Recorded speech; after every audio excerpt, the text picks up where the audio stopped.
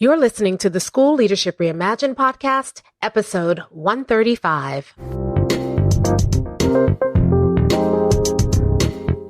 How do builders like us make a dramatic difference in the lives of our students in spite of all the obstacles we face?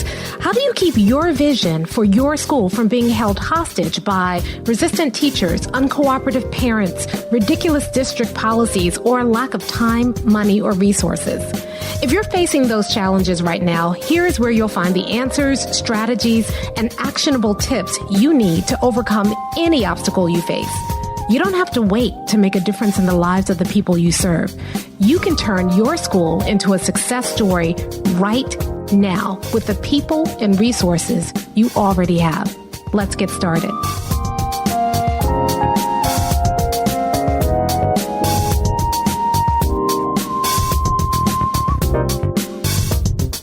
Hey Builders, welcome to another episode of the School Leadership Reimagined podcast. I'm your host, Robin Jackson, and today we're continuing our Versus series, and we're going to talk about resources that help teachers and resources that hurt teachers. Now, it gets a little deeper than that.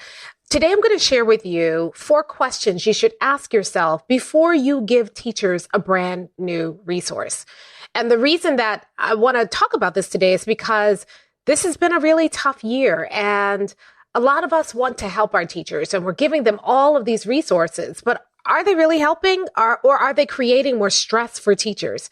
So here are 4 questions that I want you to consider before you give teachers any new resource so that you can actually make sure that the resources you're giving teachers are helping and not hurting. Now, before I do that, I have some really cool things to talk to you about. First of all, we just had our winter fireside chat inside of Buildership University with our BU insiders. And it was just, we always have such a fun time at the party. So, when you are a BU insider, we have parties, a few times a year. We usually have one in the fall/winter. We have one in the spring. Sometimes we have a summer party. And every time we have a party, we send you a party box with all the things that you need for the party. And it's just an opportunity to get on, be with colleagues. This time, one of the things that we did at the party is we shared hacks, things that we use to make our lives easier. And what was interesting to me is that a lot of them weren't work hacks. They were hacks that made our personal lives more manageable. And unsurprisingly, because we love to eat inside of Buildership University, a lot of the hacks were around food. Anyway, it was an incredible evening. I'm so happy that we have an opportunity to do that. I must be honest with you. I love our BU insiders. I think they're an incredible group of professionals. They're doing some important work. What's really interesting about our BU insiders is that a lot of them come in, some of them come in as assistant principals. And, after being there for a short period of time, they are running their own schools. A lot of them come in as new principals. And after being there a short period of time, their schools start to be distinguished. These are people who are making it happen. And if you want to be a part of that group, to be a part of the BU insiders, then just go to buildershipuniversity.com and join at the insider level. And we have enrollment is open right now. It's going to be open until the end of January. And then we're going to close enrollment and bring on everybody in and make sure we're nurturing that new group of people. So anyway, that's happening. You can also join Buildership University for free. That's always available to you. And again, you can go to buildershipuniversity.com. We just finished our 12 days of Buildership promotion, where every single day we released a new resource inside of Buildership University. And so you get to be privy to that. And if you are a member of Buildership University, we loaded all 12 of those resources onto your dashboard. So they're available to you at all times. And so again, if you missed the promotion, but you want those 12 resources, go to buildershipuniversity.com and join. Now, let's talk about Builders Lab, because ticket sales are happening right now. And what I'm really excited to see is that many of you are coming as a group. And so you're bringing your team with you. And I think that's a great opportunity for you and your team to take a couple of days to really focus on the work that you want to do to build the rest of the school year. And so I'm excited to see the teams that are coming. When you come as a team, then we group you as a team so that you have that time to work. So we don't split you up and make you talk to other people. You will want to talk to other people, but we give you that dedicated time for you and your team to get some work done. So it's really smart to do that. Now, if you don't have a team and you're coming by yourself, don't worry, because we are intentional about curating a group of people who can serve each other. there have been some lifelong friendships that have been built inside a inside a Builder's Lab. And so what we do is we try to group you with people who are in a similar situation so that you can share resources. And I'm always gratified by all of the generosity that comes from the people who come to Builder's Lab. They are sharing resources and emails and phone numbers and call me, I'll send you this. And so it's a great way to meet other builders and to connect with them if you're coming by yourself. So whether you're coming alone or whether you're coming with a group, you need to come to Builder's Lab. And we still have a few tickets available. I need to tell you that as of this morning, we only have 2 VIP tickets left, and then the VIP level will be gone. And we have, I think, 18 regular seats left. So there's still time to get your ticket. The next Builder's Lab is happening January 31st through February 2nd. It's virtual, so you won't have to travel anywhere. I know things are crazy right now, and so we want to make sure that you are safe so you can attend. It is highly interactive. This is not a Zoom meeting. I am not putting slides on the screen and talking over the slides. I'm not dragging you through content. This is highly interactive. We built an entire studio. I see you, you see me. We talk. People are always, kind of amazed. People will say, "You can actually see me?" And I'm like, "Yes, I can see you. What are you drinking? What is that? That looks delicious." And so we are actually talking to each other. It's very interactive. We keep Builder's Lab small so that we can maintain that level of intimacy and interactivity. So this is not something that you can put on in the background while you do other stuff. You need to be fully present. And so even though it's virtual, you'll still need to take those days off from work because you need to be fully present, because you're learning something and then immediately applying it. You're learning something else and then immediately applying it. If you have questions, you're asking those questions. I'm asking you questions. I am, when you go into breakout rooms, I'm popping into your breakout rooms and working with you on an individual basis. We have opportunities for coaching throughout Builder's Lab so that you can bring some of the challenges that you're facing right now and get solutions before you leave. So when you go back to the school, you have answers. And because we have the Builder's box, everybody gets a box. You are constantly opening things. We have some new things we're putting in the box this time. Builder's Lab is shifting a little bit. As I learn more, we're getting you that stuff right away. And so we have some really cool things that we are going to be debuting in January that are designed to make you a better administrator. They're designed to help you become better at what you do so that you can turn your school into a success story in the next 3 years with the people and resources you already have. And if you're not a principal, the same thing applies. We have a lot of people come from the district level. We've had superintendents and we've had department chairs, and they come away with a better understanding of how to run their departments and serve students better, or a better idea of how to run their districts. So it is an amazing experience. You hear me talk about it all the time. I'd love for you to join me in January. So to join, go to mindstepsinc.com/builders-lab. That's mindstepsinc.com/builders-lab. Okay, let's talk about today, because this is something that is very near and dear to my heart. I am a part of a lot of forums online, and I also work with several districts. And there's something that I'm seeing that is really distressing. I was working with a district recently, and the district released a set of curriculum resources. And I happened to be working with the teachers at the time. And the teachers could not make heads nor tails of these brand new district resources. It was hundreds of pages of these curricular resources that the district was giving to teachers and saying, "We expect you to use these resources." The teachers barely had enough time to plan as it was. And now the district is saying, "Why aren't you using these resources? We've created all these resources for you. Why aren't you using this?" Now, I'm sure that somebody at the district office thought that these resources were amazing.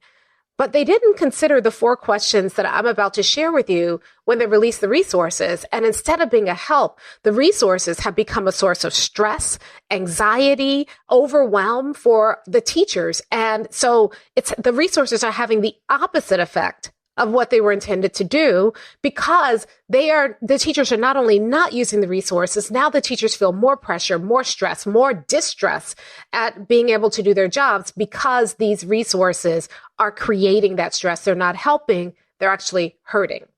So when you provide resources for teachers, there are 4 questions that you need to consider. Question number 1, will the resource actually help? I know that seems like an obvious question, but how many people really think about that? When they see, a lot of times people see a resource and they just grab the resource. Oh, this will help my teachers. And they don't consider whether or not the resource or the timing of giving that resource is actually helpful. So when you offer teachers a resource, you need to have a very clear goal for how that resource will help. I know when I work with coaches, a lot of times they're saying, I need my bag of tricks. I need all these resources. I never know what teachers are going to need. I need all these, you really don't. You really don't. What you need is an understanding of what you want teachers to do, and then a very carefully curated set of resources that can support them. Think about it this way. You would never expect a classroom teacher to have a ton of resources and just throw a whole bunch of resources at students. We expect classroom teachers to understand who the students are, understand the nature of their struggle, and give them the right resource. It's not about the abundance of resources. It's about matching the right resource to the right need. And a lot of us don't do that. We don't really think about it could help. We think, whoa, this is a great resource, because we look at it and think, more is better. And so we start handing out resources to teachers without considering whether or not these resources will directly address teachers' needs. So the first question is, will the resource actually help? Now, the second question is to look at your own motivation around the resource. Okay, so yes, you believe this will be a helpful resource. You need to ask yourself, why do I want to give this resource to teachers? Now, this is the most important question. And the reason that I'm posing it here, and the reason that I think that a lot of resources go unused, is because the intention behind the resources was not entirely pure. You see, a lot of us look for resources to give to teachers because we believe teachers are not doing their jobs. So we think, okay, they're not teaching the curriculum the way that we want them to teach it. Let's create new curriculum resources. They're not posting grades the way that we believe they should be posting grades. So let's buy a new grading program. They're not planning the way that we want them to plan. So let's institute a new planning template and require all teachers to use the planning template. What we do is we try to create a resource or find a resource to fix the problem. But in most cases, the problem isn't that the teachers don't have the right resource. The problem is something deeper than that. And we need to address the problem. If your teachers are not planning the way that you want them to plan, no amount of planning templates are going to help those teachers, because there is something fundamentally not working in their planning process. Diagnose that, and then address that before you start grabbing resources. If the teachers aren't teaching the curriculum correctly based on the resources you've given them, more curriculum resources, it's not going to fix the problem, because the problem isn't that they lack the resources. The problem is often that they lack the time to really delve deeply into the curriculum before they're expected to deliver it to students. The problem is that they may lack some subject area knowledge. They may lack an understanding of the scope and sequence. They may lack an understanding of the standards to which the curriculum is supposed to point. So you need to understand the deeper issue. You see, a lot of times we grab a resource so that we can do what I call teacher-proof teaching. So you see this all the time. Oh, this is idiot-proof, or this is child-proof. So the idea is that if we could just find a resource that eliminates any kind of margin for human error or for human misuse, then we can get consistency across the board. That's a myth. That's a myth. You cannot teacher-proof teaching. And so if you're trying to find a resource to overcome a lack of skill or will in a group of teachers, you will always fail. That resource will always fail you because it was never designed to do that. You see, a tool is only as good as the will and skill of the person who uses it. Yeah, you could give me a hammer and I may be able to knock a nail into the wall, but that doesn't make me a carpenter. You could give me a battery-operated, computerized hammer, and you still put it in my hands, and I will find a way to mess it up. Why? Because I'm not a carpenter. What you want to do instead is, rather, if you feel like you need a resource because your teachers aren't doing something, what you need to do is understand why they aren't doing it, and then address that issue. What you need to do is build their capacity, build their will and their skill, in order to help them. I've been learning this lesson the hard way because I have been working with some districts where they're saying we need help with rigor, and they're bringing me in to kind of help the teachers plan with rigor. And I very naively walk in and think I'm going to help them do that. And what I realize is that the teachers have a fundamental issue that has nothing to do with they need more rigor. The teachers don't understand their standards. The teachers are overwhelmed and don't feel that they have the time to be able to understand the standards. The teachers have a planning process that they were given years ago that they're attached to, and we're finding it hard for them to detach from that process that they've been using, even though it hasn't been working, and adopt a new process mid-year. And so I naively thought that if I could just show them the right way to think about rigor, they would do it. And I didn't understand that they were calling me in to solve a problem that was different than what my training and my resources were designed to solve, because they had a fundamental will issue among their staff. So bringing in an expert or buying a new resource or doing a new book study with a group of teachers who have low will about the thing you are studying is not going to fix the problem. Because if people have low will about something, you can give them all the resources in the world. They will find a way not to use them, to misuse them, to abuse them, to find holes and reasons why that resource won't work. And so just throwing more resources at the problem is not going to work. So check your motivation.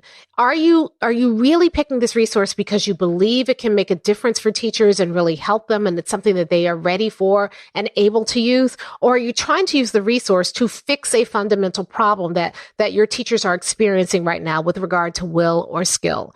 If the answer is, I want to fix my teachers with this resource, the resource won't do it. You need to understand the problem and address that. One of the things that we spend a lot of time doing at Builders Lab is talking about, we do something called microslicing, which is really a way to quickly get to the root cause of any problem. So we can microslice a classroom. We can microslice your school. And when we do, people are always surprised that the problem they thought was the problem is not the problem. It's the symptom. And when they really get down to the root of it, things become a lot simpler. You stop feeling so overwhelmed by everything. You're like, oh, okay, this is the issue. And then we show you, once you discover the issue, how to address the issue, so that when you walk out of Builders Lab, you have not only a better understanding of the fundamental issues that are plaguing your school, you have a plan for solving them. Well, if you did that, if you spent the time doing that first before you grabbed a resource, you would probably choose far fewer resources than you're using right now. And you would see that your resources actually help because you pick the right resource to solve the right problem. Okay, so that's question number 2. What's your motive? Okay, question number 3 is, have you set teachers up to successfully use the resource? So once you've found a resource that will work, once you've checked your own motives for choosing that resource, the third question is, are you creating conditions under which teachers can successfully use the resource? Let me go back to the example of the new curricular resources that were developed by the district after the year began and given to the teachers. Teachers are already in the middle of the year. They're already trying to struggle through the hundreds of pages of curricular documents that you've given them already. So to give them hundreds of more pages where you break the curriculum down as a way to help them, you're assuming that the teachers have read the resources you've already given them and struggled with them. And so these resources are going to help. In most cases, the teachers haven't even had time to read the resources you gave them in the first place. So more resources doesn't fix the problem. So you want to make sure that if you bring in a resource for teachers, that you create the conditions around in which that they can be successful in using that resource. Let me give you an example. I was working with a school recently, and they are working on creating success paths for students. How do you create a plan to make sure that all students are successful? And one of the things that they did is they wanted all the teachers to use our student success plan. And success is an acronym for a way to set students up for success and give them the right interventions during instruction. And if you use it correctly, that plan will eliminate failure. Now, I know that sounds like a big, kind of wild assertion, but we've been teaching this for a while. And when teachers use this plan correctly, they're always amazed because they don't have any student failures. Or if they do have a failure, it's very rare, and that's an indication of a deeper problem. But students just don't fail when you use a success plan. So we're working to make sure that we create these success plans and put them in place. But rather than springing them on to the staff at the beginning of the school year and say, hey, we're going to use success plans, or in the middle of the school year, once the teachers are already frustrated, they spent the summer creating these success plans. And then they have given teachers time to review and evaluate how the success plans are working. They've given teachers time to reconfigure those plans to make them work better for students. They have given the teachers additional training and troubleshooting options throughout the year. They've withheld a lot of other initiatives that they might have started so that teachers could just focus on these success plans. They've also given teachers time to come back and talk about how the success plans are working and to give teachers additional opportunities for training based on those conversations. They're collecting feedback from students around how the success plans are working and using that student feedback to refine their plans. They're doing the same thing with parents. In other words, they are creating conditions in which the success plan can be successful. What I see a lot of districts doing is they say, here is a new resource that we want you to start using. And they never give people time to digest it or understand it or play with it before they're back in classrooms and checking off, are you using this new resource? They never answer teachers' questions or even create a space for teachers to ask questions before they're expecting teachers to use the resource with fidelity. They go straight from, here's a new resource, to here's how we expect you to use it with fidelity. One of the things that we teach in Builders Lab is we talk about what's affectionately known here in Buildership University as the 6 E's. That when you are trying to help teachers use a new resource or use a new process or make any kind of change, you have to respect the demands of the change process. And so we talk about those. First, you have to give people a chance to get excited about the resource. We just kind of show up and we've done the thinking and the research and we know this resource will work, but we don't give teachers that time to get excited about it. So we just show up and say, ta-da, we have a new resource. I expect you to use it by Monday. No, you have to give people a chance to get excited first. And there's a specific way that we teach about how you create that excitement around the new resource. Now, the excitement will last for a moment. It's enough to pique their curiosity, enough to help them say, maybe I'll give it a try. But then the next step is you have to give people a chance to explore the resource. And this is where you deliberately surface objections. So teachers will tell you things like, well, I don't have enough time to implement it. Dig a little deeper, understand what they mean by that. If there's something else they're being expected to do, and this is another expectation, think about replacing one expectation with another so that teachers have that opportunity. Be careful. There's some expectations teachers feel like, well, I understand how to do this one. I don't understand how to do this new one with the new resource. So this one feels more comfortable. So if you take it away, you actually create more stress. So you have to really navigate that process carefully. But the explore stage is where you surface those objections and start to deal with those objections. The next stage is then once you've dealt with the objections and you've created the right conditions for people to get started and be successful, the next thing is, how do I get everybody engaged? At this point, I don't expect fidelity. I just expect you to try it in your classrooms and then to collect feedback about how it's working. And then the next stage is once you get them engaged, then you can set the expectation that every time I go in your classroom, I can see it. And then after you set the expectation, you're working with them, you're giving feedback to them, you're collecting feedback from them, you're refining the process. And then once they're set up for success and you can see they can be successful, then and only then do you evaluate. You evaluate their use of the resource. You evaluate the effectiveness of the resource. You get teachers involved in that evaluation process, and then you embed and extend. So the parts that are working, start working to embed that in your culture, and then extend that success, that momentum into tackling the next issue that you need to tackle in your school. Now, if you use that process, you create conditions for success. You give people opportunities to practice with supportive feedback before you evaluate their fidelity of implementation. You give people a chance to really look at the resource and think about how it's supposed to be used and how it can support them and how they might attempt to use that resource. You get people excited about the resource. You set people up for success. So the last question is, have you done that? Have you created the right conditions for people to use the resource successfully? If you haven't, then you need to wait until you do. Now I get it.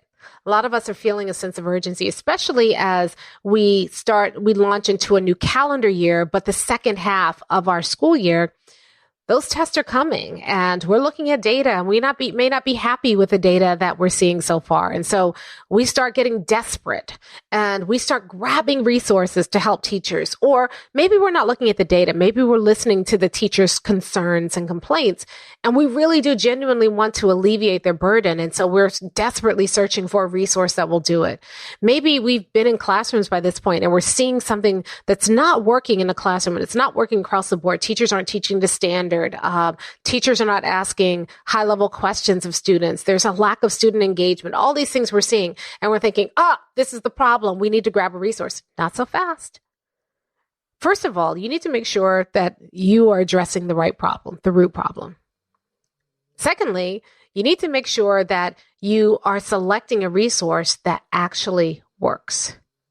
Third, you need to check your own motives and make sure that your motives are to help teachers get better. You got to play the long game, not the short game. So if your motive is, we got to make some gains this year or else, then it's the wrong motive. Slow down, take a step back, and get refocused on your vision. One of the reasons why we focus on our vision so much in both Builders Lab and in Buildership University is because it helps you stop being distracted, it helps you to stop chasing shiny objects. It helps you to keep focused in the midst of chaos. And so go back to your vision. And if your vision is not driving this, any other motive is not pure. You want to make sure that it's about your vision, mission, and core values. And then finally, okay, this resource is going to work. I have the right motivation for doing it. I believe it's going to support my teachers. Now, how can you create conditions in which teachers can be successful in using that resource? You do that. And when you give a resource to teachers, you're not going to face the same kind of pushback. You're not going to face the same kind of resistance, both passive and active resistance. Instead, your teachers will see you as a resource because you are careful in choosing the kinds of resources that you give teachers, and you're putting the conditions in place for teachers to be successful. And then you actually see the resource get used with fidelity, and you actually see the results. So before you grab a resource, my challenge to you is this: go through these questions. Make sure you're asking yourself these very important questions first. And at any point you see there's a problem with the resource, go back to zero. There is no rush. So you don't have to rush and get something done right away. Be deliberate. Be focused. Stay focused on your vision and make sure that you are choosing the right resources that will help and not hinder. That's how you pick a resource, like a builder. I'll talk to you next time.